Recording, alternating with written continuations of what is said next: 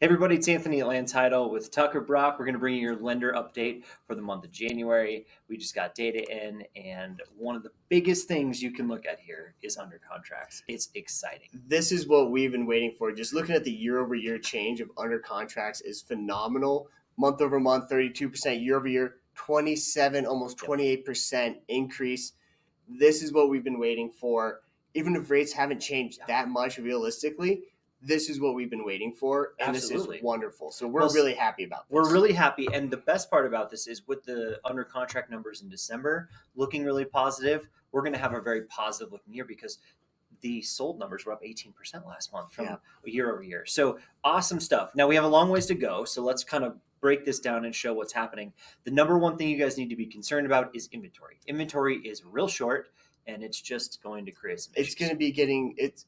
This is where we are. When we looked at what 2020 was going in January before the pandemic, we were just over 900 homes. We're just about 600 homes now. So we have a third less inventory, even after a whole year of a slow year where houses weren't moving that well. We still have a third less inventory than we did on the last really, quote, normal year, or at least normal January we had before the pandemic. So it just shows how tight we are in inventory. And then remember, your sub-markets are different even within Boulder County on where your inventory is at. And I think one of the big key metrics, the ways to look at this is either the TTM change, but really just looking at the year over year change, we can just see where we were a year ago and where we are today and where the inventory is. Boulder, look at Lafayette. Boulder and Lafayette. Or 87% increase in Lafayette, 33% increase in Boulder. The one thing that you need to pay attention to, though, is where is down. Longmont's down in inventory. Yeah. It's going to be really tight in Longmont. If you're out in Erie, this is a good sign for Erie because Erie had like a big buildup in inventory. This is all good stuff, right? So look at month supply. I think this is a really good example of, what are buyers and sellers experiencing out there. Now, 1.9 months is a seller's market, right? That is. So all of your guys' seller concessions that you've been getting for the last few months, expect them to start evaporating, right? Especially in markets like Louisville at 1.3 months of inventory, Niwater, Erie, or Longmont in that way. Like those are going to be tough markets. So if your people really truly need a deal, they might have to go to some of these markets with a little bit more inventory. They might need to change your searches up a little bit. Yeah. And now it's going to take time for this to transition. It's not going to be overnight, but we are going steadily into a more and more sellers market. After last year being a little bit more tilted towards the buyers, we're going to be leaning more in towards trending seller. Not saying it's a full seller market, but trending seller because of this lack of inventory, even with these still elevated rates and they're not dropping really in the next couple months anytime soon, we're still going to be experiencing that. And this is where you can use this data with your clients as well. When you're taking on a new listing saying, hey, right now we're looking at about 56 days in Boulder County. But then for your submarket, hey, am I in Erie at 35 days or am I in Boulder around 67 days? Yeah, when you guys are working with your clients, not all markets are created equal because if Erie's moving at 35 days and they need a little bit more of a deal, Longmont right over across the street is experiencing a much slower market, and maybe that's more their pace. Or maybe they don't care and they're willing to pay a little bit extra and they're willing to go into a bidding war with one or two other people.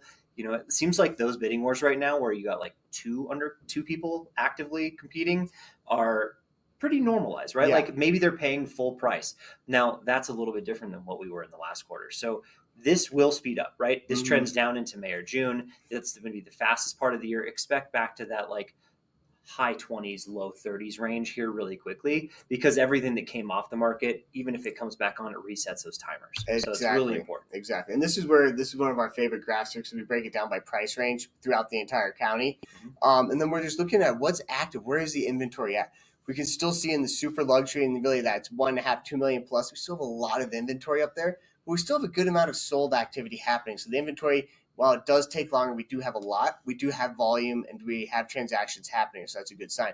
Now, when we get down to our, for at least in the Boulder market, our bread and butter, which is that, 900 to 1.5 million, that market's just still not seeing the same sold data yet and the same number of sales. While the inventory is growing in that area, we're just not seeing the sales yet. And that's a big factor of the cost of money. So that's a great place of inventory and a great place to find some value.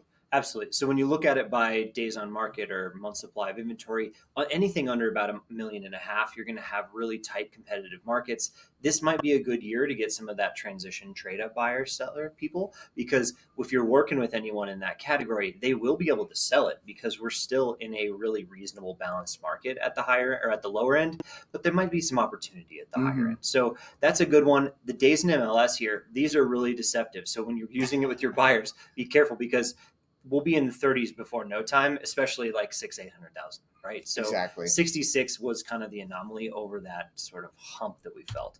Now, this is a really good slide for all of us in the industry, right? It's so exciting to see that 18% increase in total sales. Last year, you guys should start thinking about this as your baseline, right? 2023 is like 2011. We used to compare it to what was the slowest part of the market, what was the market that had the least amount of sales, the most necessity sales. This year will not be like that. Right, because we talk real estate cyclical. It's a cycle. This is the new baseline cycle. 2023 was our low year. We're building up after this. We're going to see similar to what we saw in 2011, like Anthony just said. So that's our baseline. This is our cycle. Hey, that was our low window. That was that buyer's window, was Q4 of 2023. Now it's changed. Now we're in a transition. Now we're in a transition year. Transition years are great when they're transitioning the right direction. 2022 was a transition year in the wrong direction. We found our baseline. Now expect it to be the opposite seasonality, where Q1 might feel a little slow. Q2 is going to be okay. But like by Q4, we're all going to be like, wow, these sales numbers look great, because as interest rates come down, you're going to bring all those buyers off the sideline. 2 years of pent-up demand is a lot of pent-up demand. And so you're going to feel a lot of that start to enter the marketplace.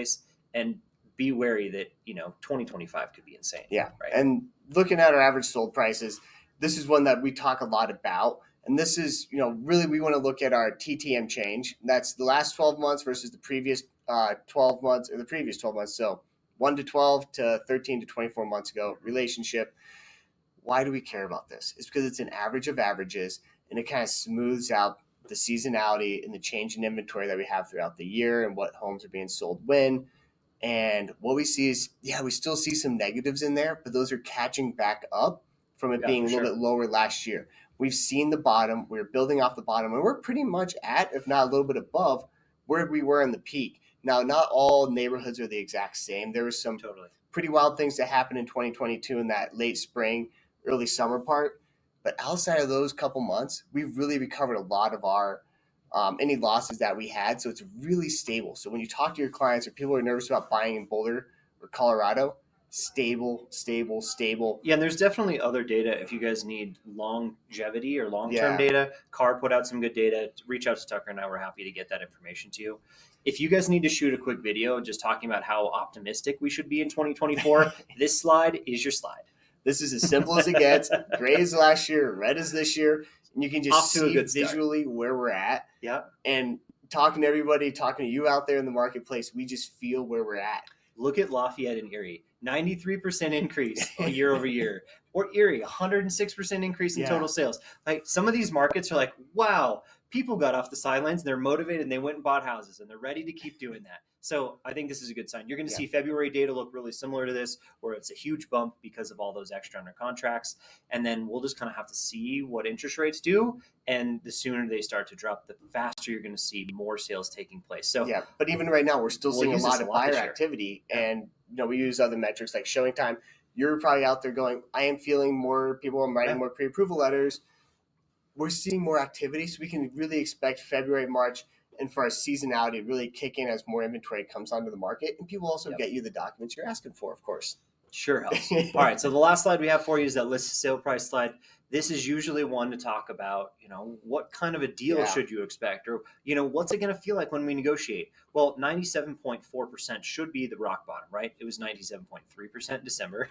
So we're slightly better than that. But basically, these were all the really good deals to be had. These are people that, they probably got concessions on top of this, which we didn't really get to show much of. It doesn't show at all in this data. And any price drops also don't show in this data. So it was really artificially lower than this, but now we're going to see it increase, right? By May, June, expect 100, 101%. People are going to be back in that little bit of spring buying frenzy. Because of the inventory shortage, we're going to be getting back into that. So if you have buyers right now who are very cost sensitive and need those 2-1 buy downs, Sooner is better. Right now is the only time. Sooner is better for them because by late spring, early summer, it's going to get a lot tougher to get those large concessions, Yeah, and there's especially no for point buy downs. Exactly. And there's no waiting till Q4. Like last year, you could have said, all right, well, let's wait till Q3 or 4 and then shop. That's not going to happen this year. If interest rates change by even a half a point, it'll be too many buyers in the marketplace for that to exist. The other part of this slide, don't forget 2021 and 2022 data. You had these huge spikes in the way the bidding wars work in the springtime. It's just not reality, right? Those were the unicorn years. Here we are back to a little bit more normalized seasonality, and I think that's really important. Yeah, and hopefully we'll stay there because it's it's really tough when your appraisals aren't coming in where they're supposed to be because people are writing crazy offers. It makes everyone's life hard.